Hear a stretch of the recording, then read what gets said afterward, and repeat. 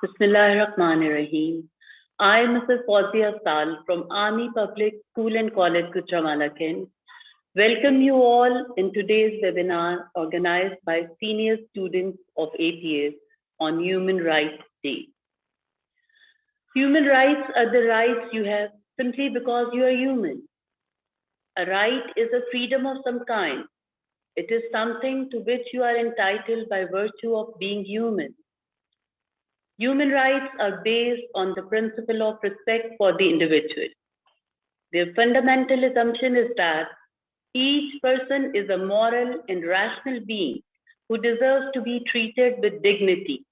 Human rights are the rights to which everyone is entitled, no matter who they are or where they live, simply because they are alive. Yet, many people, when asked to name their rights, will list only freedom of speech and belief, and perhaps one or two others.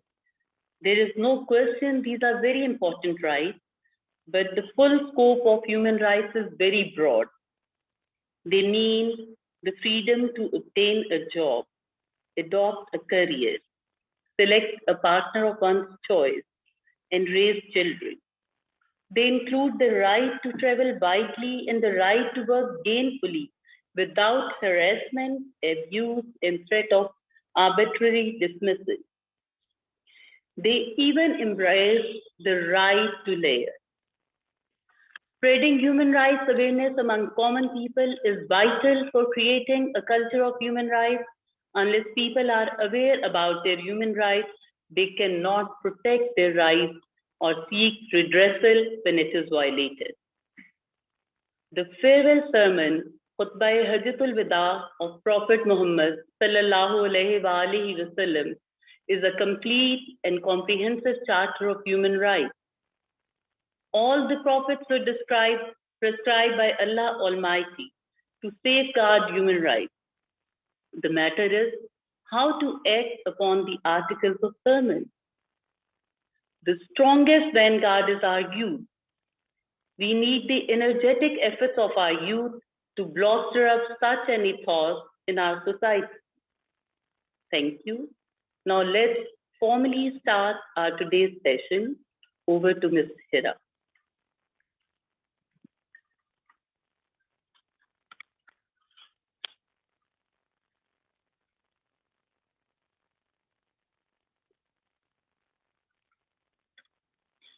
Thank you, Ma'am Fawzia. Good evening, everyone. I, Hira Azhar, am delighted to host this webinar.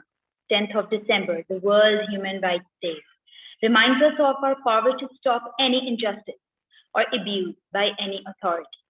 Let's come together to celebrate these powerful rights. Teamwork is the key to success.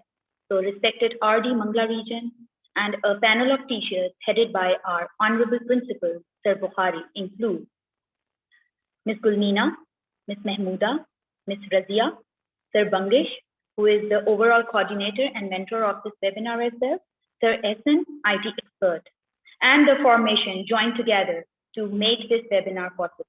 Thank you so much, everyone. In addition to this, without students' participation, this webinar would have been incomplete. So we have a panel of young speakers, Ahmed Hayat and Mohammed Hadi from Senior Section Boys, Mariam Imran and Fatma Ansari from Senior Section Girls. Now proceeding with the program, I would like to call Ahmed Hayat to come and enlighten our thoughts. The area he's going to cover is to deny people their human rights is to challenge their very humanity. Good evening, ladies and gentlemen. Today is December 10th, and we are celebrating the 73rd yearly anniversary of the Universal Declaration of Human Rights, or the UDHR. But first, let's briefly know what are human rights. Human rights are the basic rights and freedoms that we hold just because we are human, no matter who we are or where we are born. Human rights are not privileges, and they can neither be granted or revoked. They are inalienable. Moving on, I would like to just briefly tell you about the life of Nelson Mandela. Nelson Mandela is and will forever be regarded as one of the most influential figures in history. Nelson Mandela devoted his entire life to make sure the people of South Africa were not deprived of their rights. And because of all his efforts and all his movements against the government, led him to serve 27 years in prison for the cause of humanity. But you know what they say, evil often triumphs, but never conquers. And so after his release, Nelson Mandela became the first ever Black head of state and Black president of South Africa. The main postulates of my discussion with you today are freedom from slavery and torture, gender equality, and freedom of movement in and out of the country. The first point of discussion is freedom from slavery and torture. Slavery and torture are two of the worst faces of humanity in my eyes, in your eyes, or in anyone's eyes. Slavery means the ownership of a human being by another, and torture refers to the subjection to extreme measures for the fulfillment of a task or for any other madness. These are some heavy words. So let me repeat myself. Slavery means the ownership of a human being by another, and torture refers to a subjection to extreme measures for the fulfillment of a task or for any other madness.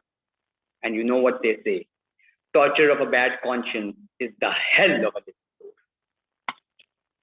But we should still embrace the harsh reality that this is still a part of our society in the form of child labor and existed in the past in countries such as America and other European countries, where the whites purchased blacks and held them as their slaves.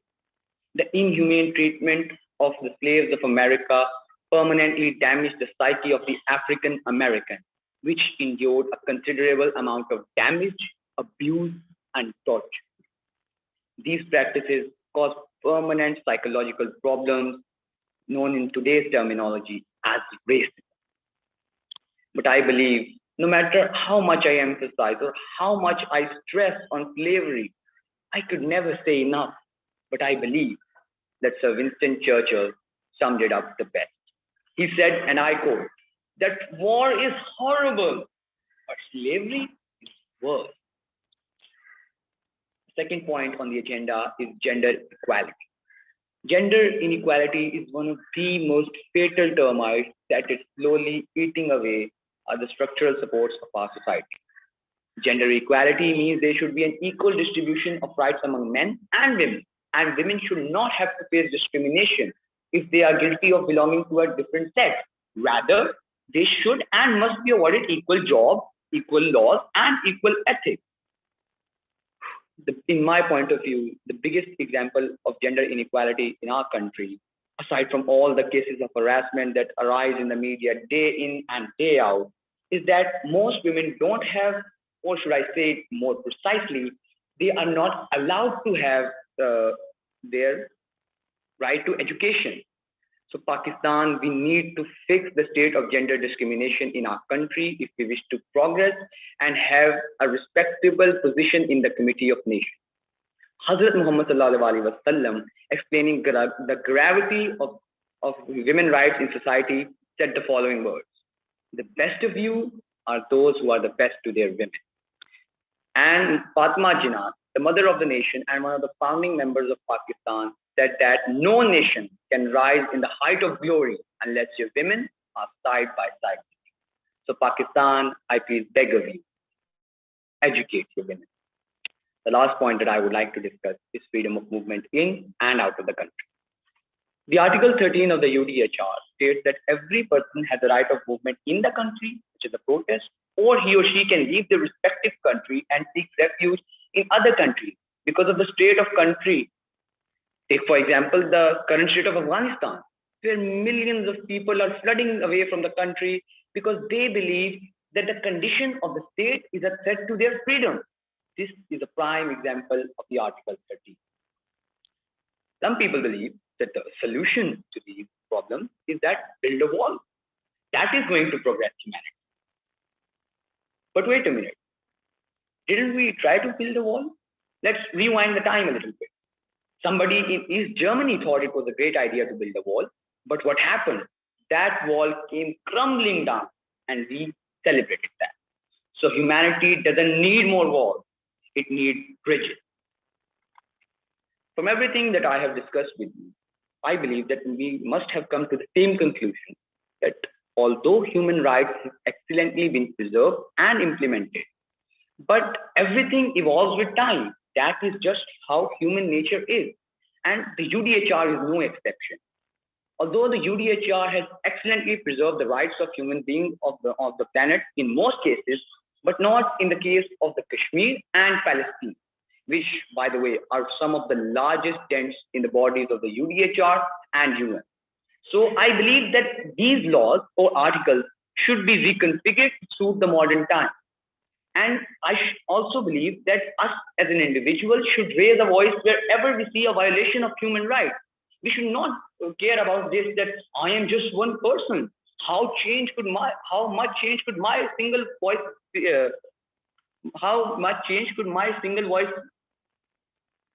bring? So I would like to end out with the saying of George S. Patton Jr. A pint of sweat will save a gallon of blood. That is all from my side.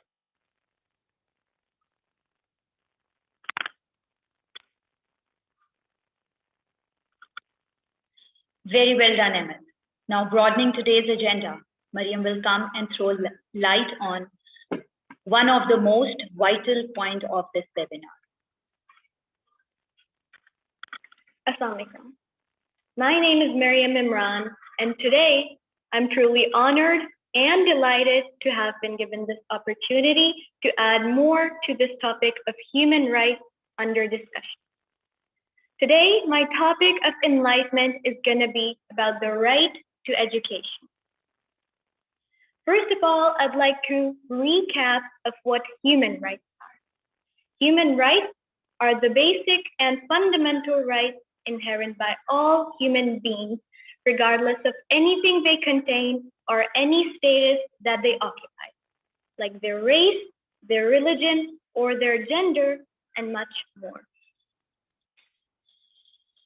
Then, if we talk about these rights in general, then these rights were not upheld in the past.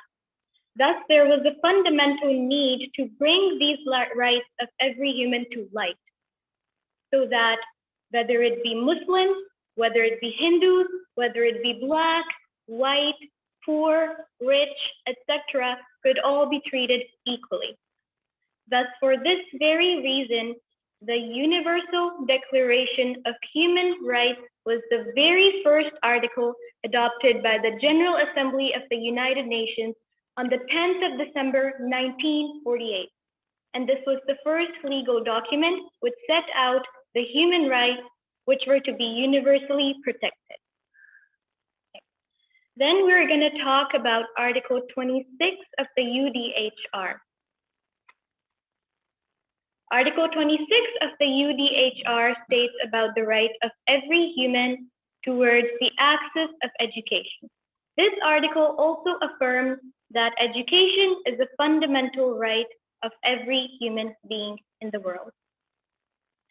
Then we're going to further talk about the inclusion of this universal right of every human to education in the Constitution of Pakistan, 1973. The 1973 Constitution of Pakistan has an article, which is the Article 25A, and it states about the provision of free and compulsory education to every child aged between 5 and 16 in such a manner as may be determined by law. Then I'd like to further explain the importance of education in the light of Islam as a part of being Muslim. The Prophet Muhammad ﷺ once said that seeking knowledge is an obligation upon every Muslim. From this saying of the Prophet Muhammad ﷺ, we can clearly acknowledge the importance of education, and we can clearly see that men and both women are equal right holders in the cause of education. Another incident that states the importance of education is the first revelation of the holy verses on the Prophet ﷺ. The first word of these holy verses stated Iqra, which is translated as read, and this emphasized greatly on the importance of education. Then we're going to further talk about its role in the society and later the role of education in the personality of the person. If we talk about its role in the society, then in my opinion, its role in the society is very essential. Education allows the implementation or the exercise of other human rights, because through education, you can become aware or conscious about the rights that you hold, and you can avail those rights to your benefit. Other than that, education polishes a society and makes the society progressive and peaceful, definitely. Then we're going to talk about its role in the personality of a person. If we talk about its role in the personality, then it's quite obvious that education converts a person's blunt personality into an assertive one. And because why? Why is that reason? Because education brings the best out of a person. That is why a person becomes assertive and a person starts to respect and follow their laws, their rights, and others' rights, and overall the laws of the state. Lastly, we're going to talk about the statistics of the literacy rate of both the genders in Pakistan. And the recent figure has been 70%, in fact, more than 70% for men and more than 48% for women in Pakistan, which is a great rise for the literacy rate since last year. And we can observe that the education curve between both the genders has currently been narrowing, which is a quite big achievement. Lastly, I'd just like to conclude my topic by saying that education is an essential right of every human being, and no human being deserves to be deprived of it. Education not only teaches you knowledge of daily life, but it also gives you lessons of practical life. And I'd like to end by quoting Nelson Mandela's wise words, which went by, "Knowledge is the most fundamental tool which you can use to change the world." Thank you.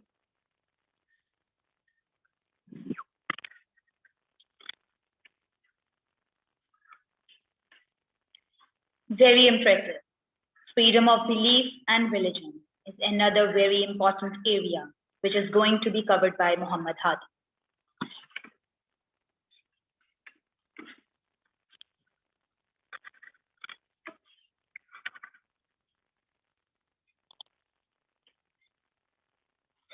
Good evening and greetings to all. I am Muhammad Hadi from class 9th, and I would like to add my part in this webinar by saying, एक ही सफ में खड़े हो गए महमूदो यार, ना कोई बंदा रहा, ना बंदा Nawaz. Which I can simplify by saying that in front of the Almighty Power, we are all equal and equal as men. Human Rights Day, 10th December. When we go into the topic human rights, we face two of the biggest challenges being freedom of belief and freedom of religion. There are a lot of religions in this world, and if we go to see them, then the majority being Christianity, Islam, and Hinduism, respectively. And the rest of the religions, they're the minorities of this world. And because there is such a big diversity of religions, means that everyone has a different mindset with which they see the world. As being a Muslim, I have a different mindset with which I see the world, compared to a Christian who may have a different mindset when he sees the world, compared to a Hindu who may have a different mindset when he sees the world. So we should respect everyone's mindset because they all are human. The Rasulullah sallallahu alaihi wasallam said, and I quote, that no Arab has superiority over a non-Arab. No non-Arab has superiority over an Arab. No black has superiority over a white. No white has superiority over a black.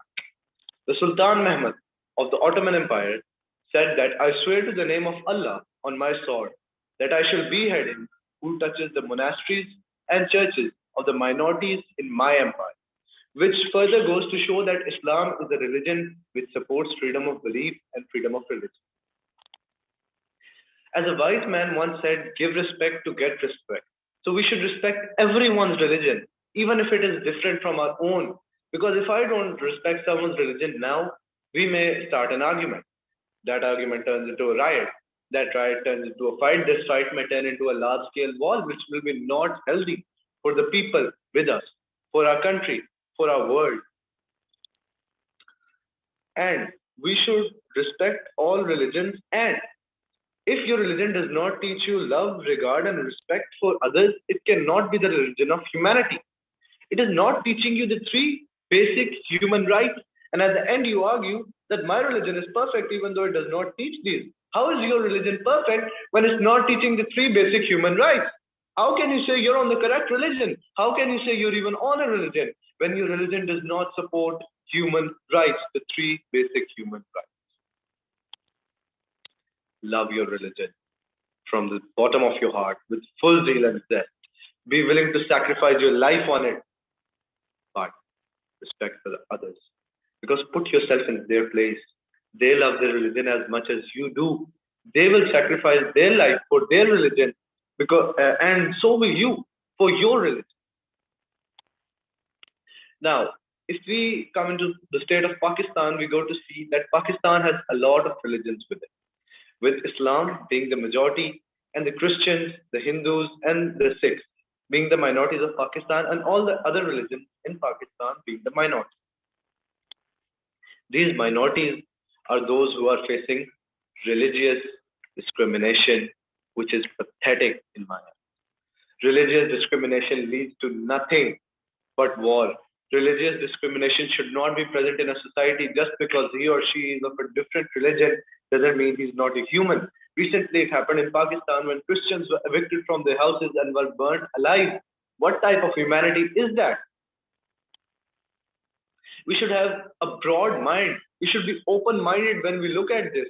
Because just because he or she belongs to a different religion doesn't mean he's not a human, doesn't mean he doesn't have a soul, doesn't mean he doesn't have a life. Is standing for others' religious rights a betrayal to our religion? No, it is not. If you stand up for someone else's right, that is not a betrayal to our religion. That is not showing that your religion, that is not showing that you are betraying your religion. That is showing that your religion tells you to stand up for someone else's rights. The minorities who are being deprived of their rights, your religion tells you to stand up for those who are not given their rights. Your religion tells you to treat everyone equally. Your religion tells you religious equality. At last, I would just like to say, if a person is not on the same religion as you, doesn't share the same belief as you, is not on the same page as you, doesn't mean he has the right to be burnt alive. Tell me a religion in which there is written that if the specific person does not share his thoughts with you or is not on the same page as you, burn him alive. We do this to make ourselves look superior, when the only thing it does is make us look inferior in front of the world. When we burn someone, what do we expect? That people will think our religion tells us to be strictly following the rules? No, you show that your religion has no tolerance for other religions, which is absolutely wrong. Just because he or she is a Christian or a Hindu or a Sikh does not mean he doesn't have a heart. Doesn't mean he doesn't have a soul. Doesn't mean he doesn't have love for his religion. Doesn't mean he is not willing to sacrifice his life just like you are for your religion. Doesn't mean he doesn't want to go to heaven. So just think with an open mind at what the minorities would feel when their rights are being snatched from them. As a wise man once said, never talk about religion and politics, as you should end up in no conclusion, but only in confusion. So please, if someone is just of a different religion, doesn't mean they're not you. Treat them equally. Thank you.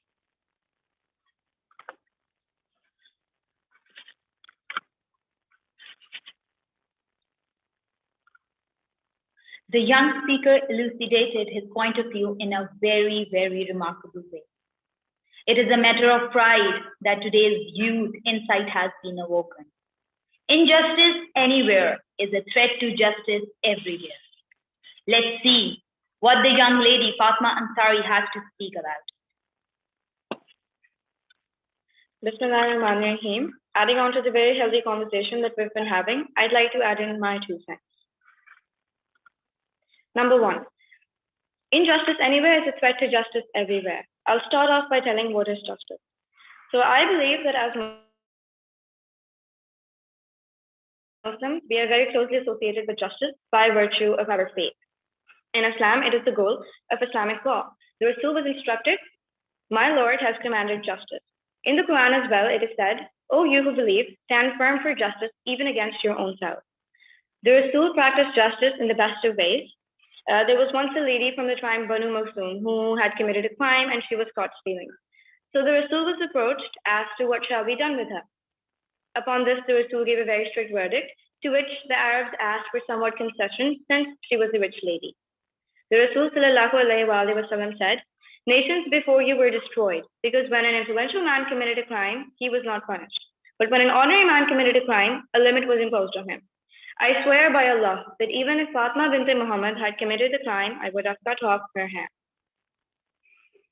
In our world of today, there are many instances with the portrayal of injustice, and I'd like to share a few. Coming to my first point, the Kashmir cause. I believe that as Muslims, and most of all as humans, our hearts ache most for this one. The Kashmir land of the state has been occupied illegally by Indians on a daily basis. Simultaneously, they are carrying out a Kashmir genocide, which is that they're killing our Kashmir brothers and sisters. The matter has been taken to UN, but there has been no action. There are many different sort of movements that were run around the world in support of the Kashmiris, which voiced the Kashmiris, however, they had no effect. Coming to my second point of discussion, the Palestinian cause. The Palestinians also suffer a similar fate as the Kashmiris do. This illegal occupation of land in Palestine has been happening since the past 54 years, only that it has been a bit more stronger over the past few years. Every day, the Israelis occupy parts and parts of the state and are killing countless Palestinians on a daily basis. Has the matter been taken to UN? Yes. Has justice been served? No. Are the Palestinians suffering from a humanitarian crisis? Yes. And my third point of argument, the humanitarian crisis of Yemen and Syria. Yemen and Syria are two very important places for the Muslims. They are found in the Middle Eastern belt and were home to Muslim heritage in the Ottoman era. Yemen, in fact, was also a place where Hazrat Yunus alayhi salam had come. Today, these lands sadly suffer from a humanitarian crisis at the hands of America. They were very fertile soils, in fact, and in 2014, they were war-trodden by America. Today, the children in Yemen and Syria don't have sufficient food supplies or adequate water supplies. Amidst the COVID crisis and the pandemic which the whole world was suffering from, Yemen and Syria had more diseases which were on the rise due to low quality consumption of food and water. Kids in Yemen don't even have a proper shelter to live under. The condition of the states are very terrible. So there was once this NGO-sponsored lady, non-governmental organization-sponsored lady, who went to an 8-year-old Syrian girl and asked her that since Eid is coming around the corners, what do you want most for Eid? Now, most 8-year-olds are expected to say something like clothes or toys or something which is more of their interest. However, this 8-year-old said, "I want a meal since my family hasn't had one in long." Now, I ask you today, is that 8-year-old in the mental capacity to be begging food for her family? Does she have the age to see her country war-torn like this? No, she absolutely doesn't. Yet she sees. And despite the world knowing about this oppression, justice has not been served. And coming to my last point, George Floyd, who was an African-American rapper, a security guard, and a dad, who was murdered brutally at the hands of US police. And this is an example of another police brutality and racial bias. However, this is not an unusual thing in America, because every year 1,000 civil servants die at the hands of US law enforcement officers. And when this case first went under Minnesotan police, there was no initial action. But when the internet and the media got to know about this horrific incident, there was a wave of terror and threat that went through the people. So questioned that if it was George today, could it be them tomorrow? Only because they're not right? Upon this, there were many movements like Black Lives Matter that went through the internet, and so justice was served. But the question here isn't that justice was served. It is that why was it delayed? Why did it come to a point where people had to feel threatened of their own lives? Now, in Pakistan as well, there are many cases where we impatiently await justice. For example, the Noor Qadam case, or the man who was shot dead in Karachi after he dropped off his children to school, or even recently, the Sri Lankan citizen who was burnt alive. Now, as mentioned, many cases of injustice both globally and on national level. But the question arises, what is the interrelation between these injustices and justice? Well, the relation is quite simple. Number one, normalization. When injustice prevails in a society, it spreads like plague and bad takes over the society. Now, when you or I are the only ones who are left which are supporting justice amid this, we do to some extent threaten our own lives. For example, in some countries, the practice of criminal law is very hard for the same reason. And my second point, interrelation. The stance that I support today comes from the school of thoughts of Martin Luther King, who was a Baptist minister and supported many social rights movements in the US.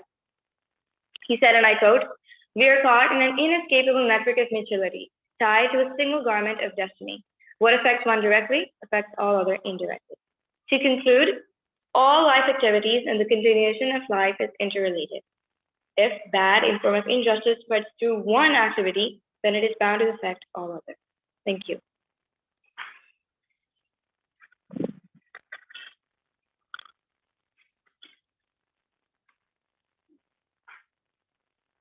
Fatma, we hope to have justice everywhere and for everyone without discrimination, inshallah. Thank you very much, all four of you. You are the future of this world and country. Your proactivity will surely make the difference. Youth here and youth all over the world. Our prayers are your way for spreading awareness for human rights. The forum is open for question and answer sessions. We have first round, questions from within the panel, and second round will be those raised from the audience. Okay, if I ask four of you, you have given such a beautiful presentation over the topic that have been given to you. So first of all, I would like to ask you, all of you can tell me your point of view, or one by one you can share your view. How can human rights be implemented? Okay, we'll start with Mariam. Human rights can be implemented, first of all, through awareness. If we're aware about our rights, then only we can implement them. So, for example, if someone is not aware or conscious, then it's not even possible to implement them. So then we're going to come to national level. And on national level, our government officials and law enforcing agencies like the police and the army can enforce these rights to the people. Okay. Then next, I'd like to forward it to Fatma. I just, as Mariam said in her presentation, that education makes a person more assertive and well known of his rights. I believe that if your government or any other agencies like the military provide you your rights, but if you're not aware of how to use them and what privileges do they give you, then I believe it is of no use. Therefore, I believe education is extremely important for the implementation of these human rights. I believe that what they are saying is absolutely right, and I would like to add that these laws or these declarations can be implemented by the governing bodies of each and separate state. Such as in Pakistan, there are many governing bodies which come under the light of these human rights. They should implement these laws by full access of their time. That is also my side. My thoughts are like with my fellow speaker. Like he said, that the government body also has a huge role to play when it comes to human rights. Okay, fine. I'm glad to hear your point of view. Now I would like to proceed with the questions. And if I say, okay, why do we talk about human rights, not about human responsibility? What is the hairline difference, or what do you, the youth, think about it? That right and responsibility, what it is different in? Okay, first, Ahmed will tell. So I would like to say that human responsibilities fall under the umbrella of human rights. If somebody is aware of their human rights, they know what should be theirs and what shouldn't be. So they will start to raise a voice against any type of human rights violation they see in their society, and they will try to fulfill their responsibilities in a much more, let's say, efficient manner, so that nobody is harmed from their practices. Because when you think about it, when you put yourself in those places, how would you feel if your rights were deprived, if your rights were not given to you, if they were stolen by any other? I would like to forward it to Hadi now. Human rights and human responsibilities are basically the same thing, as my rights are your responsibility and your rights are my responsibility. Being a human on planet Earth, everyone has responsibilities and everyone has duties which we need to fulfill to this planet. So your responsibility is, if you see the violation of human rights anywhere, it is your responsibility to stop that. Yes, I absolutely agree with what my fellow speaker said. And I feel like responsibilities and the human rights are actually interrelated with each other. We mostly know about the rights that we hold, but we are not aware about the responsibilities. So I feel like they both are correlated. For example, let's say we have the right of security. Then if we want ourselves to avail this right of security, then we actually need to make others feel secure so that this right can be actually implemented by others to us as well. Thank you. Okay, if I say that responsibility is a more subtle word and right would be more authoritative, because responsibility, the person feels responsible, will fulfill it very dutifully and religiously. So that is how we should take our responsibilities, because our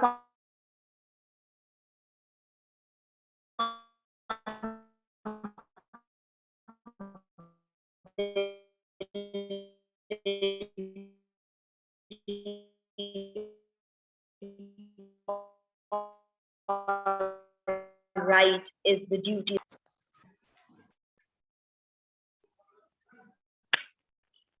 I think that human rights can be promoted in the best possible way through campaigns, which can be done through both governmental organizations or through non-governmental organizations like NGOs. And as far as the protection is concerned, it will be carried out by the government. And as far as the promotion is concerned, I believe education and awareness are two very important factors. Putting it towards Megan. My thoughts are like with Fatma, that we can aware people through even webinars about what are the rights they hold, and so that they can be enforced. I would like to add that human rights can be promoted by, first of all, in three ways. First of all, in the webinar you are currently attending, we are promoting human rights. Secondly, social media plays a key role in anything. If we start to raise petitions, if we start giving people awareness of this cause, people will come to this and everybody will be awarded their rights equally. And the third thing that I would say is that it is the responsibility of every institution, such as a school, a university. These places should educate their children and tell them that, listen, these are your rights. And if these are your rights, then these are his rights, because he is also human. He is not different from you. It can be his thought, it can be his race, but at the end, he is made up of the same matter as you. So treat him equally. These are the ways I believe in which human rights can be promoted.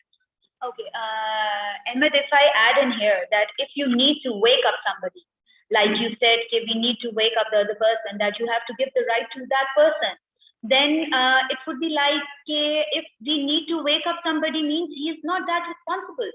So wouldn't be a wastage of time, and we should be concerned about our own self, that whether we are doing good enough, whether our duties are being fulfilled by others, and are we fulfilling others' responsibilities. So I think, so instead of wasting time and pinching somebody and waking him or her up, it's better to focus on one's own self. How you go about that? Well, first of all, I would like to say that is a valid point raised by you. But I also differ in this thought that we should not just confine ourselves to our area. If somebody is sleeping away, if somebody is dozing away, doesn't that mean that we shouldn't make him come to the right path? We should. It is our moral obligation as a citizen of society.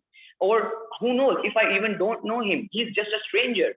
He's not my friend, he's not my relative, he is just a stranger. But still, it is a part it is my moral obligation that I make him understand that these are his rights. What would happen if your rights were violated? What would happen? Would you be quiet? No. You would start to raise your voice. You would start screaming, give me my rights, give me my rights. So you should look at what you are doing from the other person's perspective. Right. It means that you want to say that one should be assertive rather being blunt. One should not turn a blind eye on something he sees which he knows that is a threat to his society. Definitely. Very amazing.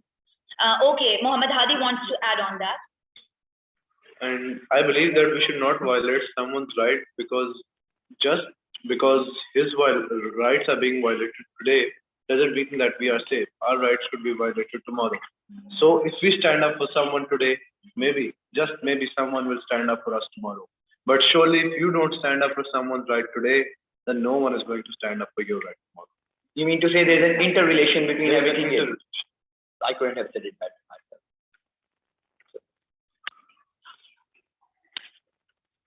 Okay, fine. Very interesting discussion. I presume it's going on. I would ask my girls here sitting that we kept on hearing one typical statement from everyone around us, and that statement is that you are going to get married and you are going to ultimately look after the house and the kids. Then what's the point of getting education? Then I would like to ask Mariam and Fatima that how they go about that and how will make my point of view or my point of concern satisfied. That is it so, or is it wastage of time to get education? Okay. First of all, I'd like to say that Iqra bismi rabbika alladhi khalaq, which is the first verse of the Holy Quran, actually means that read in the name of thy Lord who created. So here, our gender is not specified. So women need to get education, and this is emphasized many times by the Prophet sallallahu alaihi wasallam as well. And other than that, if I talk about how a mother is responsible for the personality and the mind development of every child. So if a mother is educated, then only the mother can shape their child's psyche and their personality into a much broad-minded person and make them more assertive through education if they're educated. Now, Fatma, what do you think about it? I believe that it's not necessary for a woman to quit her education for the purpose of raising a family. In a world of today where there's so much technology, I believe that multitasking is a new usual for today. So why can't she do that? And second of all, and when it comes to raising children, it's not only a woman who has to do that. The kids have a dad as well. And if I add in here, I would say getting education doesn't mean that the woman will step out of house by hook or crook. Where the world is going, it's like a full speed on, and day by day, it's getting more difficult and more hard. So I would say if we join step together with the male society, and we can help our earning, and we can help our husband in earning for the good living of our children. And if the girl or the woman is abiding by the rules and or she is managing her household things, household chores in a very, very positive and in a very, very manageable way, then there is no harm to go out and job. And if she's back or with the kids or without the before the kids from her job, then there is no harm. And once getting education means you are broadening your perspective, you are broadening your point of view, and you will get to know you have to think out of the box, and you have to rule the world. If you are not educated, you will be narrow. You will have the capacity to think narrowly. That's it. So very well said, girls. Now I'll move to the last question of the first round, and then we'll move to round 2, where I would like to take in the questions from the audience. Okay, the last question from my youth sitting on my right and left today is that what do you think whether the standards of humanity has improved or deproved in the passing time of 1 year, like it is the 73rd anniversary or the 73rd Human Rights Day? So what is the difference you see from 72 and 73 years? I would like to ask both The boys first and then the girls. What we've seen in the past year, from 72nd year to 73rd year, is that human rights haven't improved. They've not been increasing. They've been decreasing. Because the biggest example was during COVID-19. When the COVID-19 had struck the world, China, which is a heavily educated country, as education is the root for human rights. When you're educated, you know human rights. But China, it's such an educated country, where almost every single person is educated and well educated, was the country that was exposed during COVID-19, as people all around China believed that Black people were the reason that COVID-19 was spreading, which was totally wrong. Just because someone is of a different race than you doesn't mean that they're the cause of trouble. It also happened in India, where the term, the Eid festival that the Muslims were holding, they termed that it was the reason for the spread of COVID in India. Now, what is this terming different religious or different races to be the cause of a major problem? That's not the solution. When there is a problem, humanity has always solved it when we come close together, not go farther apart. Excellent and valid points raised by Hadi. I would like to add that just highlighting that in the past 1 year is not good enough. The Universal Declaration of Human Rights, as I previously mentioned, was decided in 1948. That was a long time ago. And if we look at the current state of world, looking at that document, implementing that document in this world, the condition of the world should have been to the roof, through the roof, I would say, at this point. But when you look at Kashmir, when you look at Palestine, when you look at Syria and Iraq, you see that every year the condition of those states is deteriorating at I'd say a pathetic level. And when there is the talk of Israel is supported by USA, is supported by all the superpowers of the world. But nobody talks about the Kashmir, nobody talks about Kashmiris, nobody talks about Palestine. Because why? Because they are Muslims. Because I believe that the reason why these rights have deprived is that we have confined ourselves to that only Christians deserve this right and Muslims are nobody to hold these rights. That is what I would like. Very well done. Very well done. Okay, proceeding to round two. Now, audience are starting and have started to participate. So, first question is from Fawzia Afzal.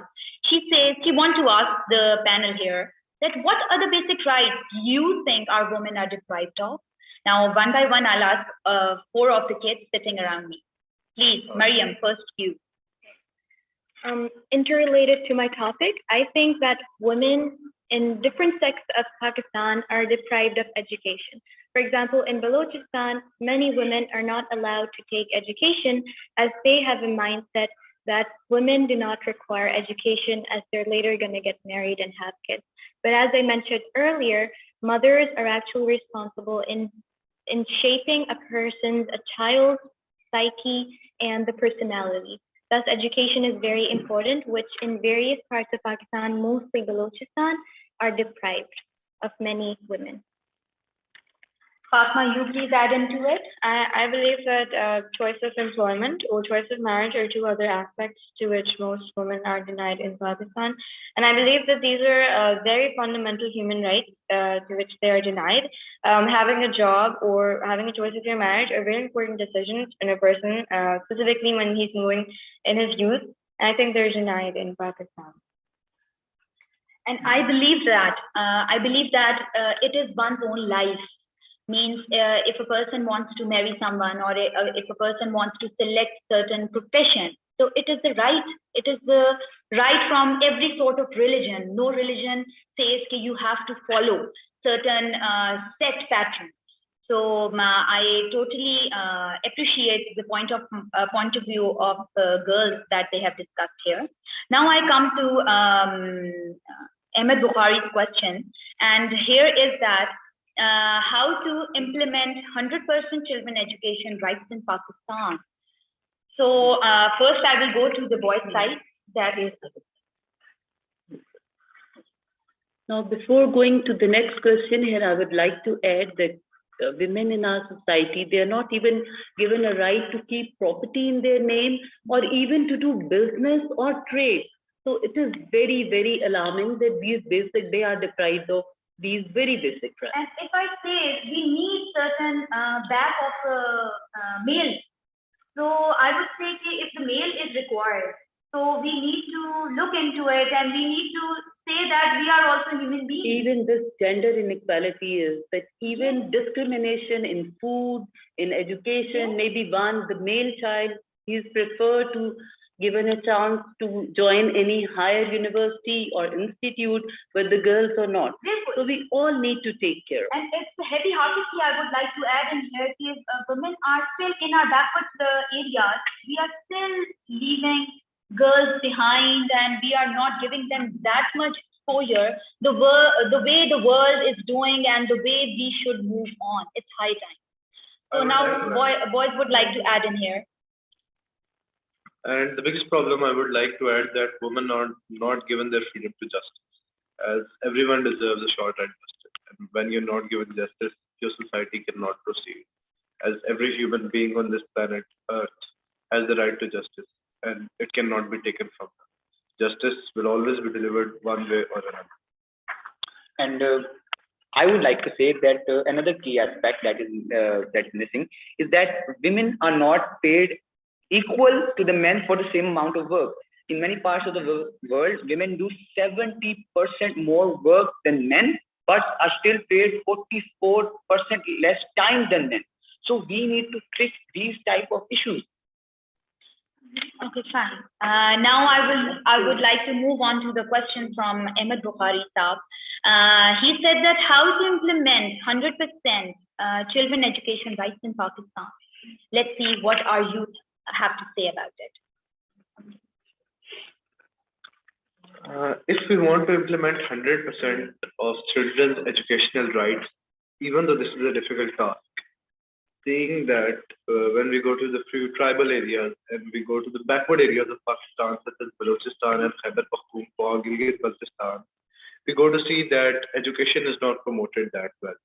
But Alhamdulillah, in the last year, it has been noticed that the literacy rate in Pakistan has increased, which means people have shown their interest in in educating their children. And just to gain 100% children education, that means that their parents need to be educated. Where parents need to be educated, it goes to a highly specific topic, which is gender equality, that the women also need to be educated. An educated mother will lead to an educated child. When the mother is educated, she will want that her child to be educated.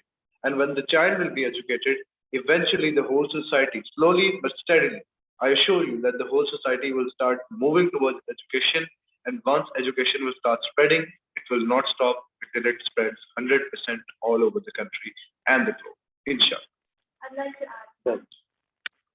So I'd like to say that many of the people in Pakistan are deprived of education due to poverty. They don't have enough money to either provide education, sufficient education to their child.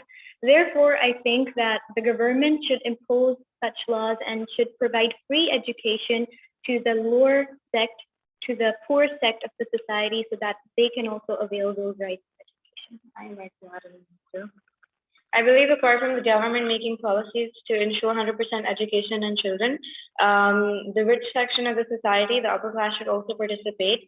And in addition, more than the children, sometimes families don't willingly send their children to school because apparently they're supposed to join family business or something. So in cases as such, I believe awareness within the families and the adults of the family should also be spread. Thank you. Yes. I would also like to say that, first of all, 100% achieving this is actually quite a difficult task, but it is not impossible. We've come across this in the last year that a same curriculum has been applied to all the private and government institutions. And to promote 100% education of children, then I believe this is not a problem in the, let's say, modern areas, where like cities, the developed areas, this is not the problem because there are schools there.